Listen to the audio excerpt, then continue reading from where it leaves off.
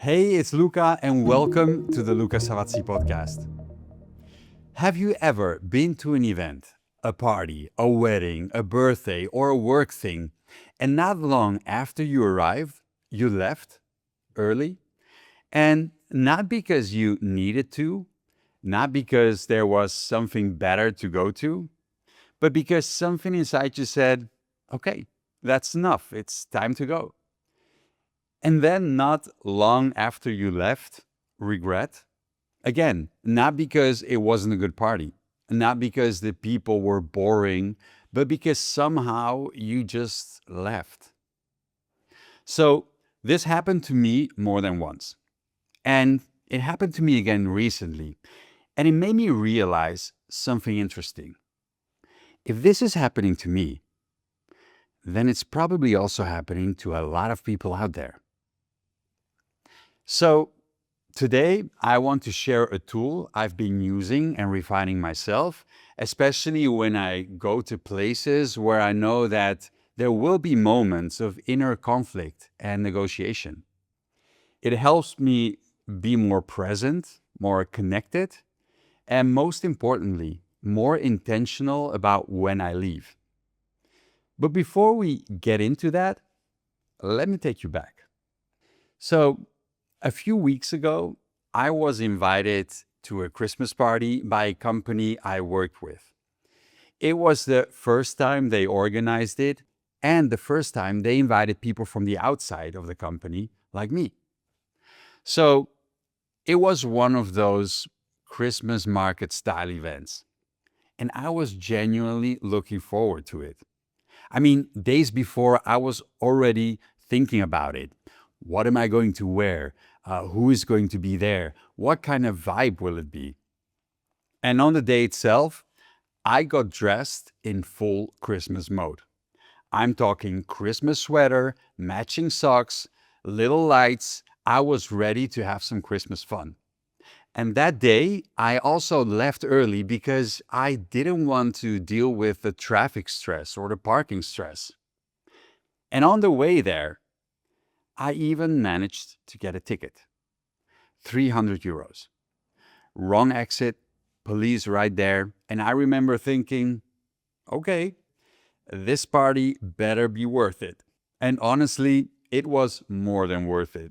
I mean, there were lights, music, a live singer, food everywhere, fake snow machines, games, all kinds of people I liked, fun conversations, everything was fine. And then, around 6, something familiar started to happen.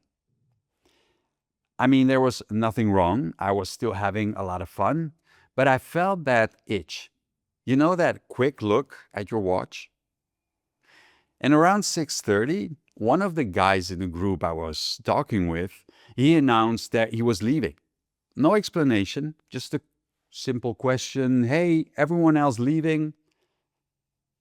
And without giving it a second thought, almost out of reflex or habit, I could hear myself say, "Oh yeah, I'm leaving too." And just like that, not even 2 hours after arriving, after all the anticipation, after a 300 euro fine, I grabbed my coat, took my bag out of the locker, and walked towards the exit. And the moment I stepped outside, I knew I made a mistake. And I thought, why am I even leaving? I mean, there's nothing waiting for me at home. No plans, no urgency. I mean, the cats had enough food for the entire weekend and they were probably having a party of their own. Nothing I needed to rush to. I had planned this entire evening. And as I walked toward my car, I looked back and I could still hear the music, the people talking, the laughter, and I actually thought I could still go back. I mean, I wasn't in my car yet. I could turn around. And then my inner voice kicked in. No, because you have to put your stuff back in the locker. No, because you already said goodbye. If you go back, you'll have to explain yourself. It's just easier to go home. I mean, there's your car right there. And all of this was happening while I was still walking. And before I knew it, I was driving away.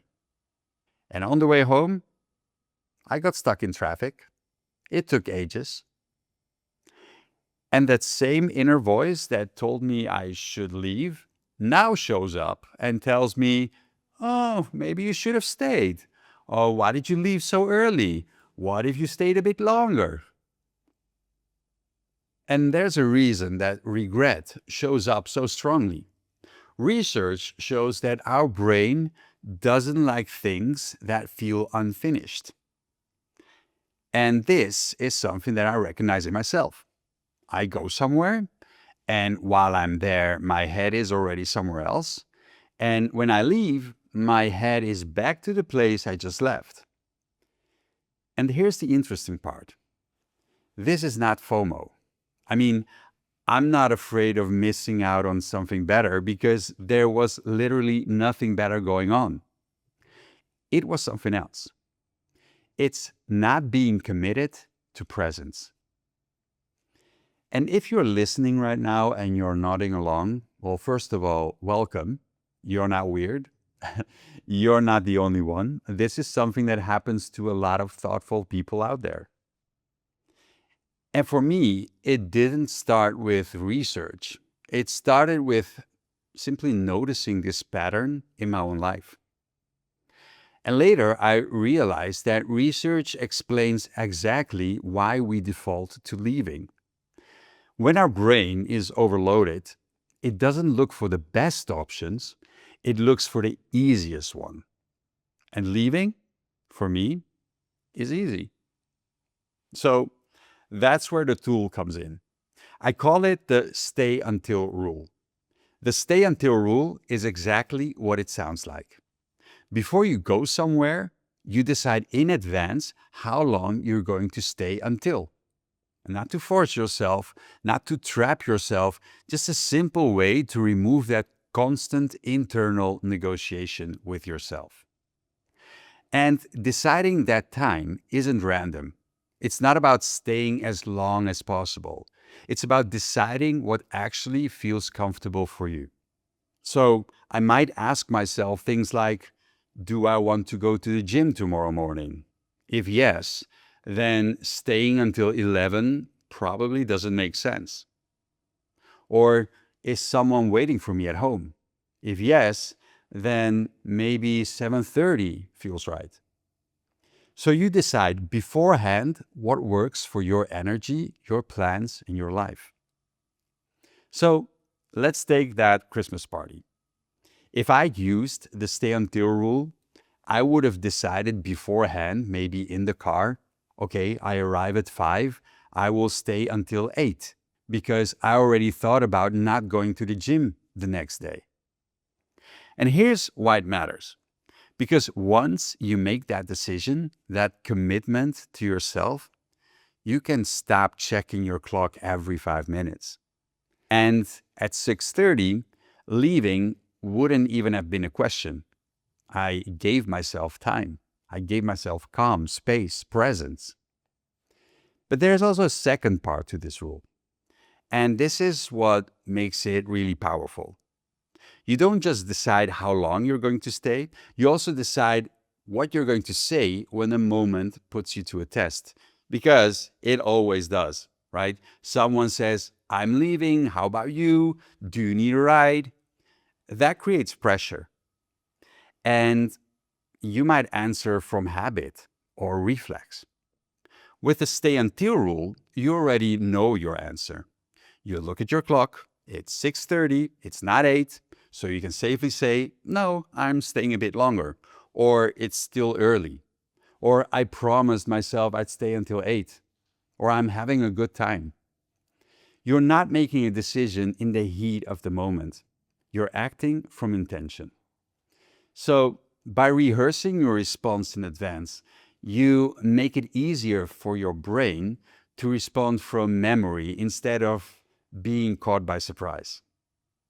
That's the power of this rule. The stay until rule isn't about staying longer. It's about giving yourself permission to stay without negotiating with yourself. It removes the mental noise. It creates calm. It keeps you present. And if you reach the stay until time and you're still having a great time and you want to stay longer, that's great. But if you reach the stay until time and you decide to leave, now you know you're leaving by choice, not by impulse. You've completed the experience, you've closed the loop, and so regret won't follow you home. You're not wondering if you left too early, because you showed up, you stayed, and you decided. And you can use this anywhere, at a party, at dinner, at an event, even in meetings. It also works with family visits or situations where you already know you're going to feel that pull and push between wanting to stay and wanting to leave at the same time. Without the stay until rule, you often choose to leave. With it, you give yourself a chance to stay. So here's my invitation to you. Try it once. Look at your calendar. Pick an upcoming event where there's no fixed end time, something where leaving is entirely up to you, and then decide in advance how long you're going to stay. 1 hour, 2 hours, whatever feels right for you. And then think about your response. What will you say when you feel triggered to leave? And once you do leave, on your way home, notice, how did it feel to stay until? What happened that wouldn't have happened if you left earlier? Was it a conversation, a connection, a moment you didn't expect? Or maybe you simply enjoyed being there a little more fully. I know I can't wait to use the stay until rule again soon. And if this resonates, I would love to hear from you. Also, if this episode makes you think of someone you care about, a friend, your partner, a family member, take a few seconds and share this episode with them and tell them what made you think of them. Again, thank you for being here and choosing to spend time with me. I'm Luca, and I look forward to seeing you in our next conversation.